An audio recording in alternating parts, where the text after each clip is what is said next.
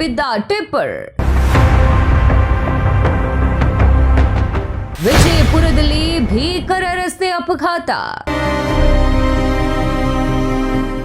ಕಾರಿಗೆ ಡಿಕ್ಕಿ ಹೊಡೆದ ಟಿಪ್ಪರ್.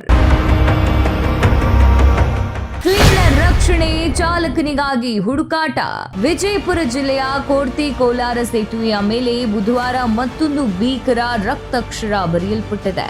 ಓವರ್ಟೇಕ್ ಮಾಡುವ ಗಡಿಬಿಡಿಯಲ್ಲಿ ಟಿಪ್ಪರ್ ಚಾಲಕನ ನಿಯಂತ್ರಣ ತಪ್ಪಿದ್ದೇ ಇಡೀ ದುರಂತಕ್ಕೆ ಕಾರಣ ಆಗಿದೆ. ಸೇತುವೆ ಮೇಲೆ ವೇಗವಾಗಿ ಬಂದ ಟಿಪ್ಪರ್ ಮುಂಭಾಗದಲ್ಲಿದ್ದ ಕಾರಿಗೆ ರಭಸವಾಗಿ ಡಿಕ್ಕಿ ಹೊಡೆದಿದೆ.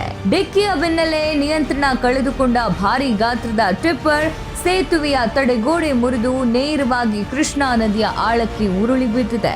ಘಟನೆಯ ತೀವ್ರತೆಗೆ ಟಿಪ್ಪರ್ ಚಾಲಕ ಸಂತೋಷ ಕೋಟಿ ನೀರಿನ ರಭಸಕ್ಕೆ ಕೊಚ್ಚಿ ಹೋಗಿರುವ ಶಂಕೆ ವ್ಯಕ್ತವಾಗಿದೆ. ಸದ್ಯ ನದಿಯ ಆಳದಲ್ಲಿ ಸಂತೋಷ್ಗಾಗಿ ತೀವ್ರ ಹುಡುಕಾಟ ಮುಂದುವರೆದಿದೆ.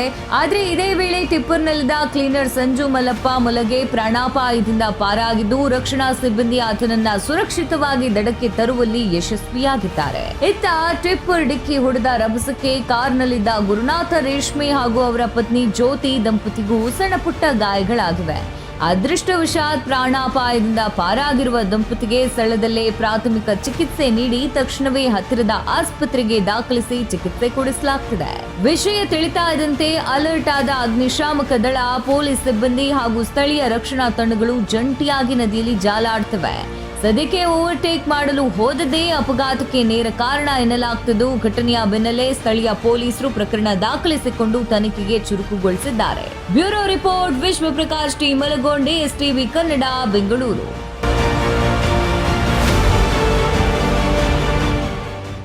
ಅಪರಾಧಕ್ಕೆ ಸವಾಲು ದಿನಪತ್ರಿಕೆ ಜೊತೆಗೆ ಡಿಜಿಟಲ್ ನಲ್ಲಿ ಹೊಸ ರೂಪ.